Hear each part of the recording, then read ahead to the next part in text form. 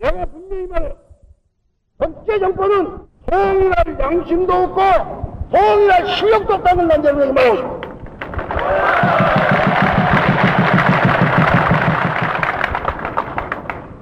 나는 1971년 대통령 후보로 나왔을 때 남북의 교류, 적시자 교류, 문화 교류 이런 걸 주장을 했어. 3단계 통일론, 평화공존, 평화교류, 평화통일을 주장을 했어. 그랬더니 이 공화당 사람들이 떠들기를 전국을 돌아다니면서 유세하면서 김대중이 사상이 이상하다. 공산당하고 교류하자니 사상이 이상하지 않냐. 그러더니 나중에는 뭐라고 구호를 만드냐면 김일성이가 피를 불면 김대중이가 춤을 추고 김대중이가 북을 치면 김일성이가 장단을 맞춘다. 이래서 한참 몰아붙였어. 또 4대국의 한반도 평화에 협력이 한다고 하니까 말도 안 되는 소리다. 우리나라 평화를 누구한테 얘기하냐.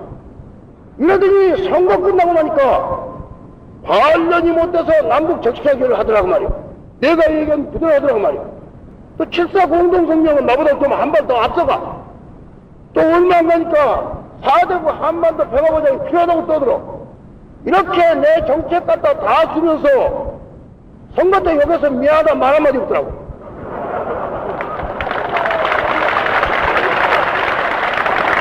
그런데 요새 내가 또 통일 얘기하니까 또 사상이 이상하다고 또 나서. 그런데 지금 통일 방안이 3개 있어요. 북한의 통일 방안, 전 정권 통일 방안, 그리고 내가 내는 거 아마 이거 3개 있어. 다른 건 자세히 모르겠어. 북한의 통일 방안과 전 정권의 통일 방안은 굉장히 가까워요. 내가는 굉장히 거리가 멀어요. 그런데 가까운 길은 문제 안 삼고 먼 것은 문제 삼아. 어떻게 가깝냐? 북한의 연방제라는 것은 지금 당장에 실질적으로 통일하자는 거예요. 카나다나 미국같이 중앙연방정부가 모든 외교 국방권을 다 가지고 남북의 양정부는 실질적으로 지방자치정부. 한국의 이 전 정권의 통일 방안은 인구비례에선 전국 선거를 해가지고 단일정부 세우는 거예요. 이건 더 철저해. 근데 이게 사실상 현실적으로 실현 불가능한 거예요. 어떻게 지금 이런 상황에서 선거를 하며 어떻게 해서 인민군과 국군을 하나 하며 어떻게 해서 정부 속에 한꺼번에 들어가냐고 말이야. 이런 소리를 만일 내가 했으면 아마 난리가 나도 10번 났을 거예요. 이번에 여당의 대표가 미국 가서 또 일본 가서 한 소리가 교차 승리를 하는데 어떻게 선심이 생겼는지 미국이나 일본이 북한을 먼저 승리해 좋다. 중국이나 서로는 남한을 전체해도 좋다. 이런 말이었어요. 아마 이것도 내가 했으면 벌써 이 데모가 일어나도 10개번이 또 일어났을 거예요. 내가 얘기한 것은 이거요. 3단계 통일론, 평화공존, 절대 전쟁 없는 동족주의 다시는 전쟁하는 철저한 평화체제를 하자.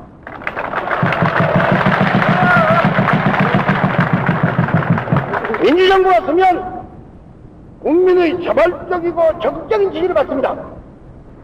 북한 공산 정권도 남한의 공산화를 꿈꿀 수가 없습니다. 평화는 상대방의 호의에 의해서 되는 것이 아니라 내 실력에 의해서 상대방과 대화해가지고談판을 통해서 이루어지는 것입니다. 그렇게 실력을 가질 때 상대방도 호의를 가지고 나온 겁니다. 그러면 민주정부 서서 남한이 4,000명, 이북이 2,000만. 어떻게 하니 경제가 이북보다 훨씬 낫습니다. 국민 다수는 공산주의 안 지지합니다. 도대체 이런 힘 가지고 매일 공산당 무섭다는 소리 왜 하는지 모르겠다고 말이에요.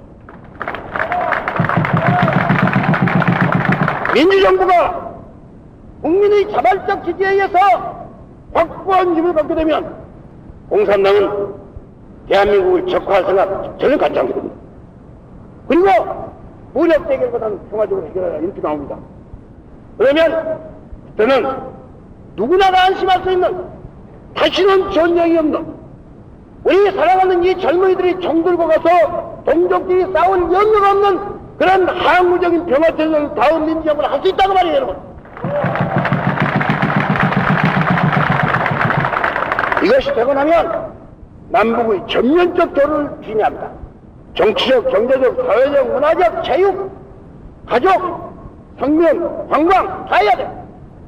여러분 중에는 원산 해수욕장도 가고 백두산 천지봉도 가보고 이북에서 저 제주도 한라산도 가보고 경기도 가보고 이렇게 교류를 하는 가운데 제일 중요한 것은 지금 오랫동안 서로 굳어지고 적대시던 이 민족이 한 민족, 한 결의 한 피로서의 민족 동질성을 회복하는 것이 제일 중요하다고 말이에요, 여러분.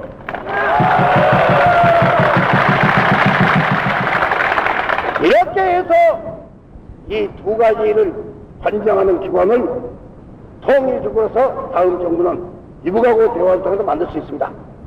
그리고 마음이 아쉽지만 5년 임기 마치고 진짜 통일은 그 다음 정권에 맡기고 운영하게 되는 것입니다. 그러나 지금 같은 이 적대 속에서 같은 동족들이 같은 나라에 가보지도 못한 내 나이가 60이 넘었지만 이북 땅을 한 번도 가본 일 없어.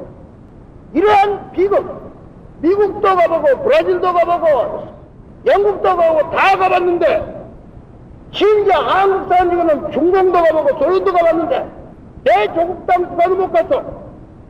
이런 부자연스러운 이런 민족의 비극을 이것을 해결해서 평화공존, 평화길을 교류길을 열어가지고 통일의 문화를 연관만도 얼마나 중요하냐고 말이에요, 여러분.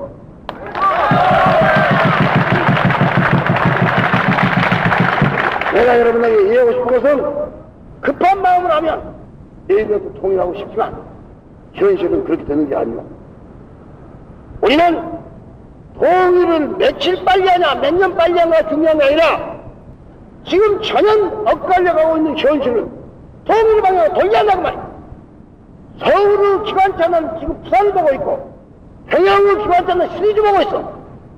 그런데 이 기관차를 돌려가지고 서로 평양 보고 부산 보고 마주 가서 접근해 가도록 하면 기관차 시동만 걸어놓으면 이것이 어느 때인가 만나서 들리지 않냐고 말이야.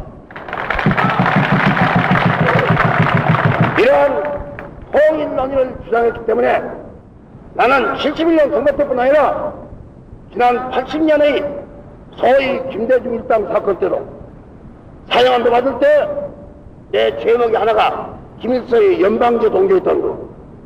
근데 이 사람들은 연방제라고 해서 아주 큰 천하같이 있을 것 같이 하는데 원래 연방제 소리는 어떻게 보면 김일성보다 내가 좀 먼저한 것 같아요.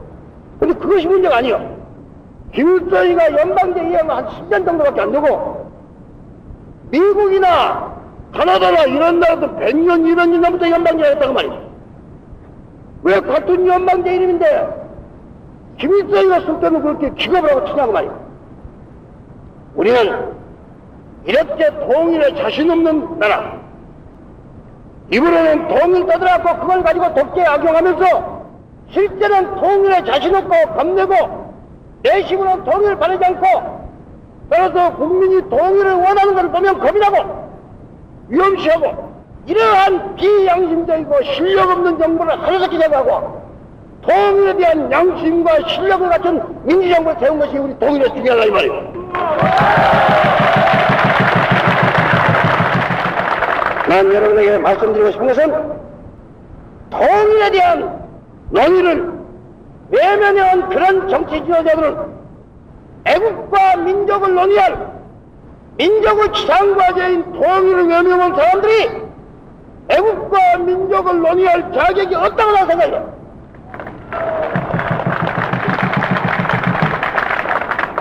통일에 대한 정책을 갖지 않는 사람은 이 나라의 운명을 맡을 자격이 없다고 난 생각한다고 말이야.